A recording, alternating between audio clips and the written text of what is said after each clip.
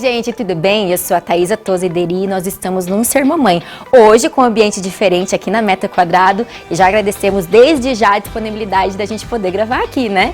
A primeira entrevista hoje é com a doutora Carolina Andrade, ela que é oftalmologista e tem uma especialidade em oftalmopediatria, né? E ela vai falar pra gente sobre a rotina oftalmo para crianças, assunto super importante e relevante.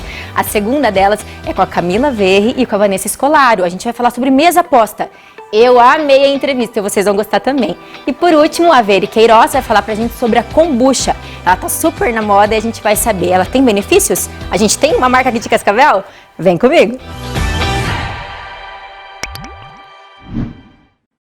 Oi gente, tudo bem? Eu estou aqui com a doutora Carolina Andrade, ela que é oftalmologista com especialidade em oftalmopediatria. A gente vai falar um assunto bem bacana que eu discuti em redes sociais com vocês, do oftalmo para crianças, a rotina do oftalmologista para crianças. Tudo bem, doutora Carolina? Tudo bem, Thaisa. Prazer te ter aqui. Ah, gostei muito do convite também. Imagina, eu que agradeço. Então vamos começar do início, doutora. Tá. Quando é necessário trazer para a primeira consulta? Thaisa, assim, é muito importante fazer o teste do olhinho logo ao nascimento, no máximo até 3 meses de vida, tá?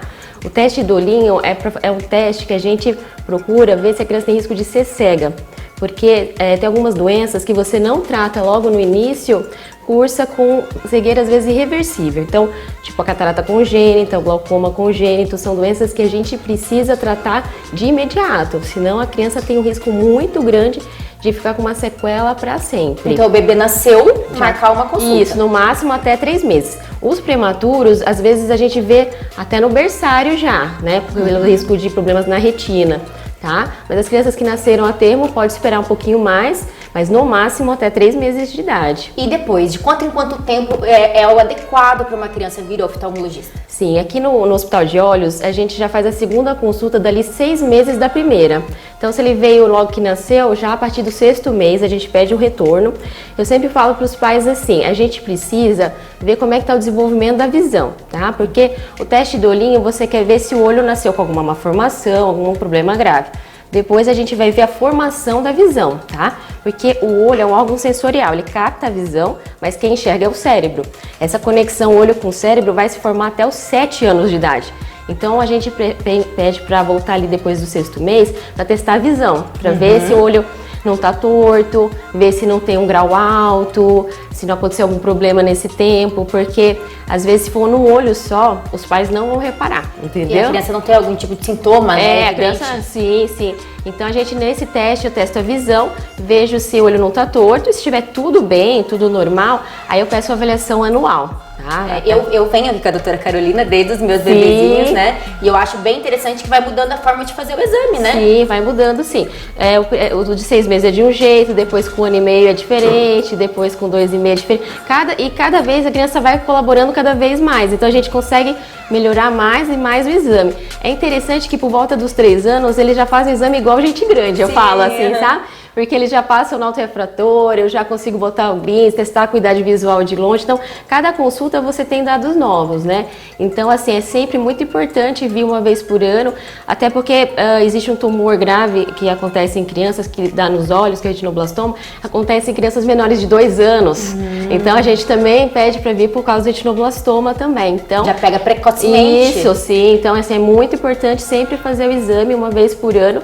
Pra gente até é interessante que todo ano que passa, a criança vai evoluindo cada vez mais, a gente faz esse acompanhamento, entendeu? E vê se cada olho tá indo bem, tá? Porque passa despercebido quando é um problema num olho só. E uma pergunta que fizeram lá no Insta é durante a pandemia, ir ou não ir nessas consultas de rotina? Ah, sim. A gente tá até com mais queixas durante a pandemia. A procura até tá sendo grande com queixas assim de olho, ardência, dor ocular. As crianças, elas não sabem informar direito, elas falam que tá doendo. Tá doendo, aí você examina, faz exame de refração, tudo normal. Aí é um olho seco por causa do excesso de eletrônicos, né? Hoje tudo aumentou, né?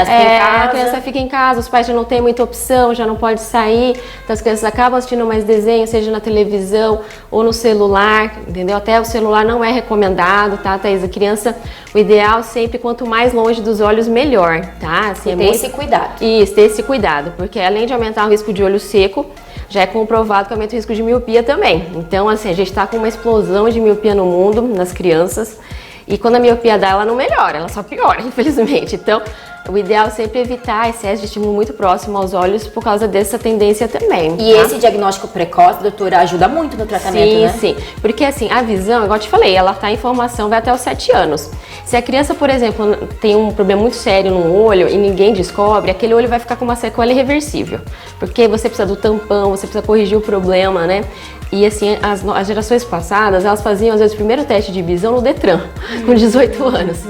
Então assim, era bem comum antigamente chegar um adulto, né, e falar, olha, eu descobri no Detran que eu não enxergo desse olho aqui. Ah, mas desde quando? Eu não sei. Aí a gente vai fazer o exame, amplifica o olho que não desenvolveu a visão e não tem o que fazer, entendeu? Então, é muito importante o diagnóstico antes dos 7 anos. Sim. Eu vi muita gente falando lá que nunca fez no filho, então é bem importante, vamos pro oftalmologista, né, doutora Carolina? Sim, não é assim, esperar a criança reclamar, esperar o professor reclamar. Na verdade, a gente tem que cuidar das crianças, porque é o futuro, né? E a gente, assim, se a gente consegue cuidar agora, ele não vai ter o problema mais pra frente, que depois não vai ter o que fazer. É muito triste você dar um diagnóstico para uma mãe, às vezes a criança já está com 12 anos, aí você descobre que o olho não desenvolveu.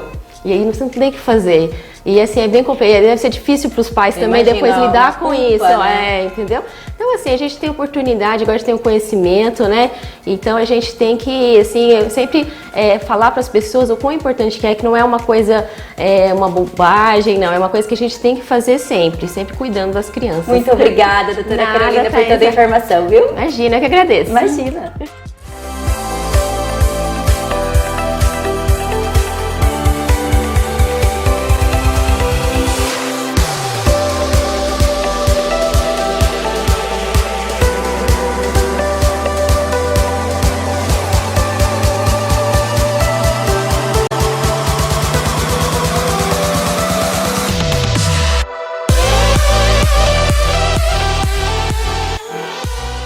Pessoal, tudo bem? Hoje eu estou aqui com a Camila Verri e a Vanessa Escolaro na Cozy de Cami para explicar uma coisa para vocês que, olha, eu achei que tinha tanta dúvida na internet, que é a mesa posta.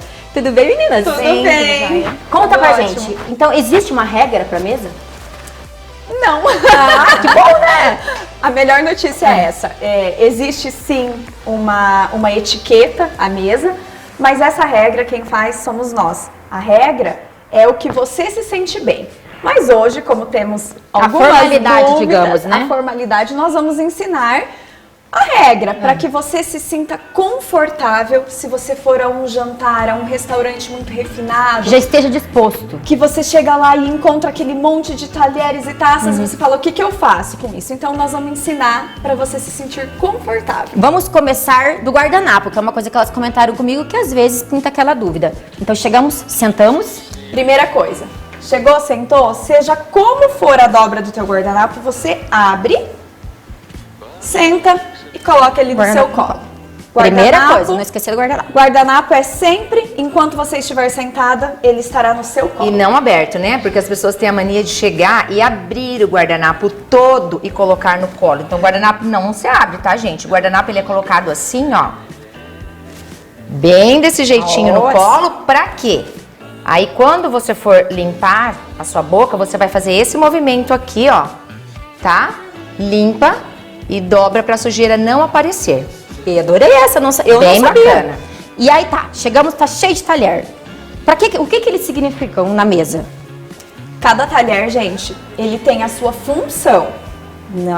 Não é que você não possa, mas cada talher tem a sua função. Então, se você vai começar um jantar, qual é a primeira coisa que a gente faz no jantar? É servir uma entrada. Ela pode ser uma salada, pode ser uma quiche.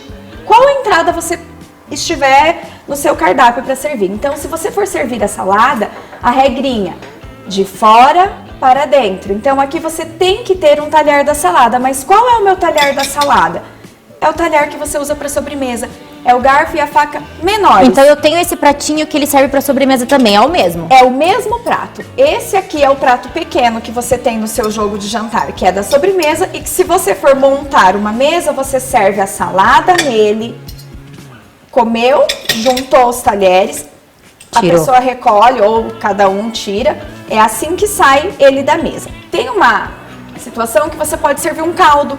Então, no lugar desse talher e desse prato, você teria a colher. E a colher fica do lado da faca. Da faca, porque é a colher, a faca, são femininos. Então, eles ficam do lado direito. O masculino, o garfo, o guardanapo, ficam do lado esquerdo. Olha, essa regra é Ah, boa. essa é a regrinha. E aqui na frente, também, tem a mesma regra. A faca, ela tá voltada pro lado direito. O garfo...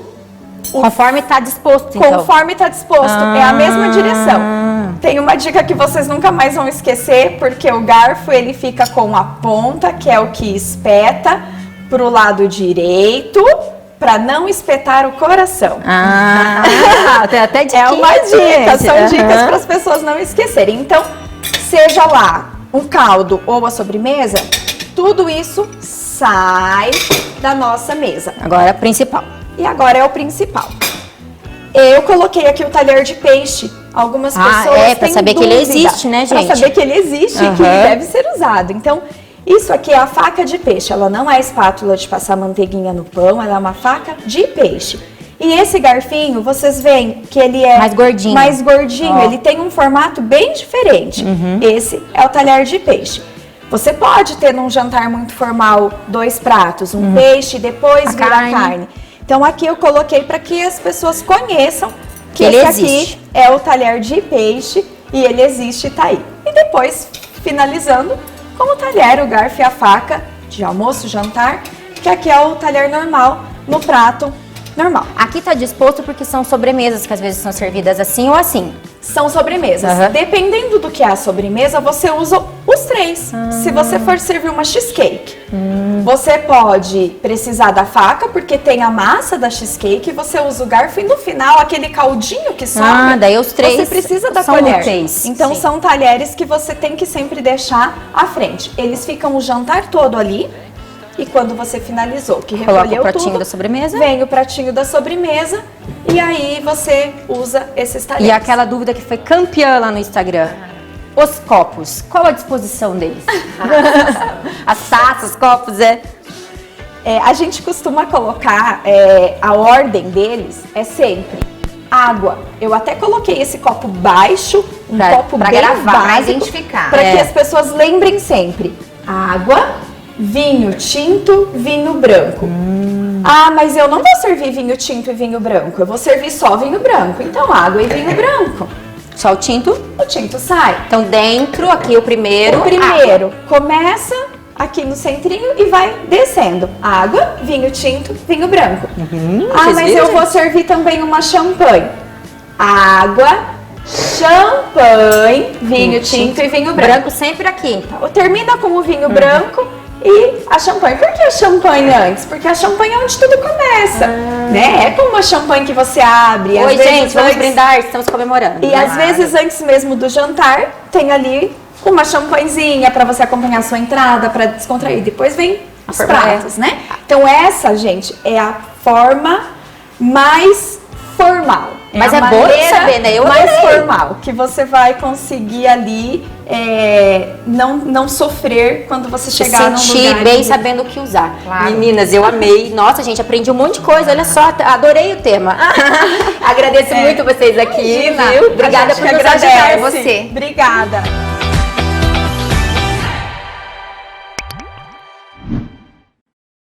Oi, gente, tudo bem? E para nossa última entrevista, a gente está aqui com a Veire Queiroz, que ela é proprietária da TAC Kombucha, que a gente conhece muito aqui em Cascavel. E a kombucha está na moda, né? E eu trouxe ela aqui para explicar pra gente. Veire, querida, tudo bem? Tudo bem, e você, Thaisa? Prazer te ter aqui. Nossa, prazer é todo meu, né? Imagina. Muito legal. Veire, conta pra gente, o que é a kombucha? Então, vamos lá. A kombucha, ela é um chá verde fermentado. Então, essa é uma bebida que está na moda, apesar de ser uma bebida muito antiga já, né? Tem relatos de 200 anos antes de Cristo e até na Bíblia tem passagens ali que relatam, pega o teu pão, molha no vinagre e come, né? Então, porque é uma coisa antiga, mas faz uns 10 anos que isso está muito na moda nos Estados Unidos por conta de todos os seus benefícios. No Brasil, isso já faz uns 4 anos que começou aqui na nossa região, então a gente está Introduzindo. trazendo e deixando ela popular, porque com certeza é a bebida do futuro, assim, né? Então, quais é? E ela é a bebida do futuro por quê? Ela tem Por quê? muitos benefícios. Ela é considerada a bebida do futuro porque, como ela é gaseificada, naturalmente gaseificada, ela lembra muito o refrigerante, né? Então ela tem um sabor levemente doce, tem esse gaseificado e um pouco do acético, né? Que é esse avinagradinho, que é uma característica da kombucha. Então ela lembra também um frisante.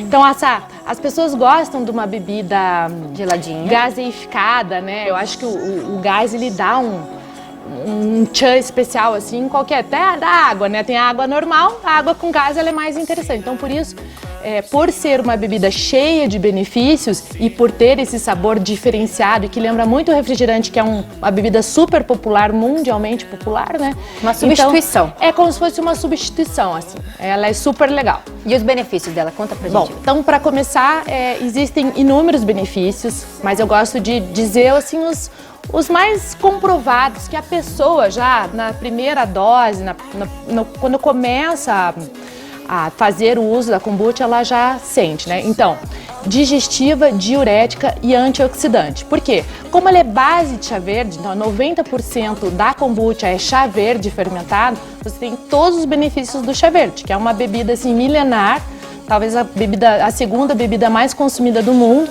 rica em antioxidantes, então super diurética, digestiva, e por ser fermentado, ela tem os probióticos, então essas bactérias do bem que trabalham na flora intestinal.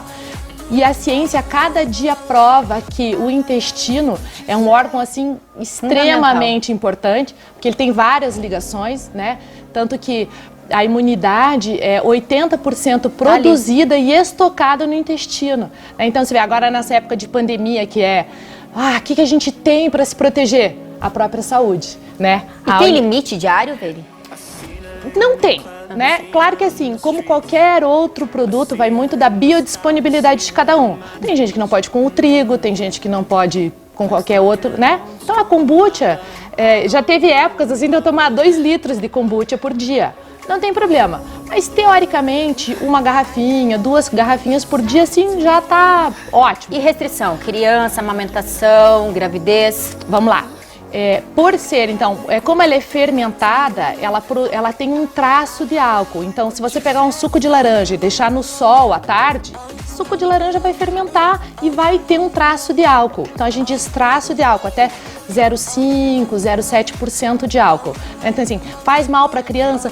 Nossa, meu filho já tomou. Sim, a gente tomou biotônico Fontoura, própolis com teor alcoólico. Então, assim, é um álcool que não faz mal, ele acaba sendo um veículo, né? Então, tem algumas pesquisas que dizem que é até bom, assim. Então, é um álcool que faz bem, porque é muito pouco. Assim, criança, 10 ml por idade, mais ou menos por ano de idade. Então, 5 anos, 50 ml, uma xicrinha de cafezinho. Claro que tem criança, filho de kombucheiro, né? Que toma a monte. garrafinha, não sente, não tem nenhum problema. Tem criança e tem adulto que sente esse probiótico. E na amamentação e na gravidez é a mesma coisa. Quando você engravida, o que teu médico faz? Tudo que você fazia antes da gravidez, você continua com a vida normal. Então, não criar novos hábitos, talvez, na gravidez. Isso é sempre interessante a gente falar direto com o médico, né? E perguntar, porque assim, benefícios tem, por conta desses probióticos. Mas aí a gente já entra numa questão um pouco mais delicada, então é melhor tem cada a questão do certo e do errado, né? A minha cunhada, por exemplo, na gravidez inteira tomou, na amamentação inteira tomou, é tranquilo, né? Então vai muito de cada Mas vocês viram, gente, que então tem aqui em Cascavel Ataque Kombucha. E aí vamos conhecer, quem não conhece, vamos conhecer e aderir, né? Isso, muito legal, porque assim, não é só um produto para quem tá buscando uma vida saudável, quem tem esse lifestyle, né? É uma opção saudável. Então, eu vou na panificadora fazer um lanche, mas tem uma kombucha. Eu tô cansada do refri, do suco, doce, né? Então a kombucha é uma bebida diferente, assim, ela vem pra ficar. Vamos ficar saudáveis, então. Obrigada, tá, Veri? Obrigada por nos ensinar e boa sorte. Muito sucesso com a Ataque Kombucha. Obrigada. Imagina.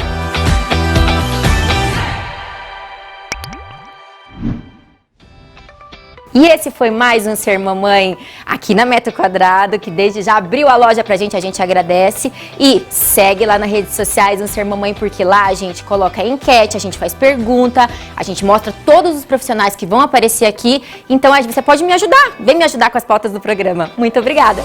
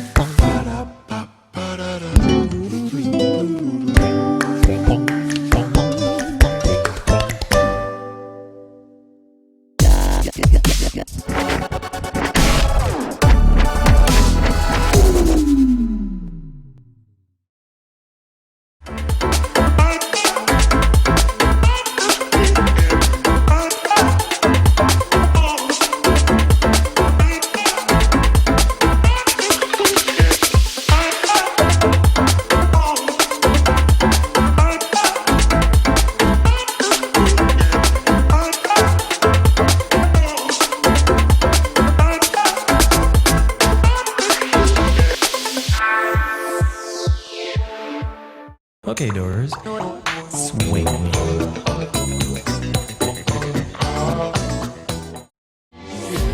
Premier bonheur du jour, c'est un ruban de soleil.